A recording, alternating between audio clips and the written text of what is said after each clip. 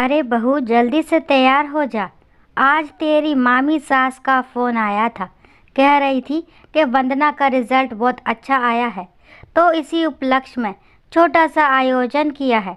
घर घर के लोगों को ही बुलाया है। हम सबका खाना आज वही है। कह रही थी कि आप लोग जल्दी आ जाना और ललिता को तो ज़रूर से ले आना। मैं तैयार हो रही हूँ, तू भी जल्दी से तैयार हो जा। अभी थोड़ी देर में ही निकलते हैं। अभी ललिता घर में थकी हारी घुसी ही थी कि सास मालती जी ने उत्साहित होते हुए कहा। सुनकर ललिता का मूड ऑफ हो गया। मामी जी के घर उन्हें सिर्फ काम के लिए ही बुलाया जा रहा है, जो ललिता को अच्छी तरह पता था। कहा तो सोचा था कि घर जाकर थोड़ा आराम करूँगी, अब मम्मी जी के मायके जाना पड़ेगा। सब जानती थी वो कि मामी सास क्यों बुला रही है। मामी जी ने बुलाया है, लेकिन सासू जी ने मना नहीं किया, जबकि उन्हें भी पता था कि मामी जी क्यों बुला रही हैं। एक पल के लिए उसके पैर वही जम गए।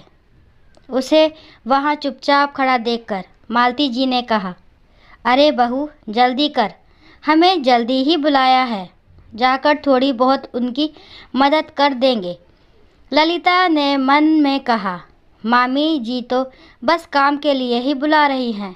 मालती जी ने कहा, मामी सास को तो घर का खाना ही पसंद है, इसलिए कोई महाराज भी नहीं लगाती।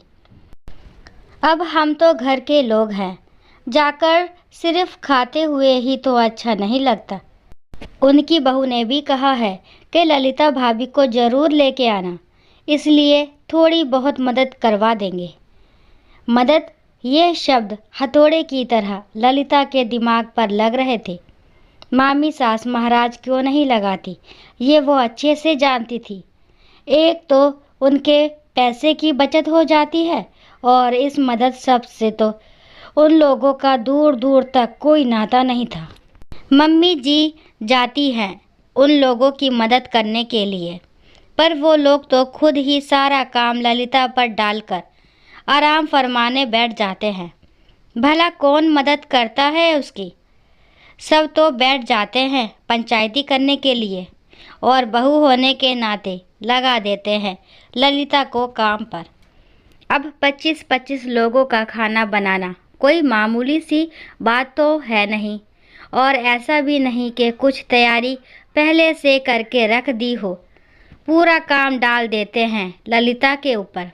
मदद के नाम पर कोई नहीं आता, तैयारी के नाम पर सिर्फ सामान मंगा कर रख दिया जाता है, और सब्जियां सुधार कर रख दी जाती है। वो भी सुधार के कहाँ रखी जाती है, वही मौसी पास और मामी पास बैठकर पंचायती करते समय साफ कर रही होती हैं। इस बीच में ललिता को चाय का ऑर्डर भी देती जाती है, साथ ही साथ तारीफ़ों के झाड़ पर भी उसकी सास मालती जी को चढ़ाती जाती हैं। अरे मालती जी, वाकई बड़ी खूब किस्मत पाई है आपने, जो इतनी अच्छी बहू मिली है। भाई, कुछ भी हो, कहना पड़ेगा, ललिता पूरा काम संभाल लेती है। ये होती है तो हम बेफिक्र हो जाते हैं। और देखो ना, सबको इसी के हाथ का खाना पसंद है, इसलिए सब्जी तक बनाने नहीं देते मुझे। नहीं तो मैं कम से कम सब्जी तो बनाकर रख ही सकती हूँ। मामी सास अपनी चिकनी चुपड़ी बातों को कहती तो मालती जी अपनी बहू पर बलिहारी जाती।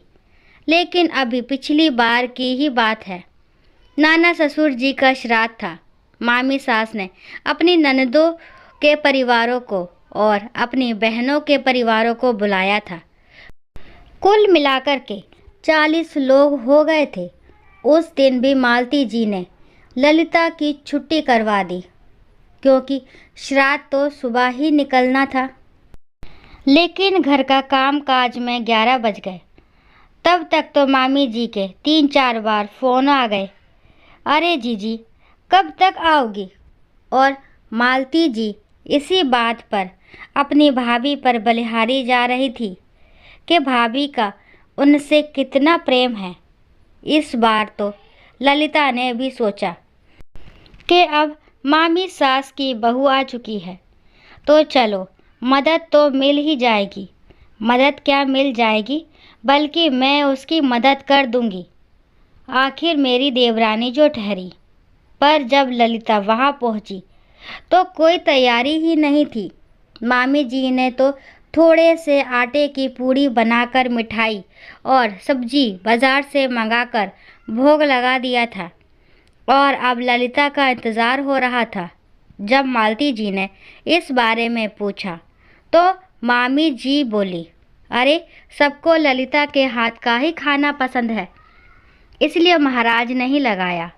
और बहू अभी नई है, उससे इतना काम नहीं होता।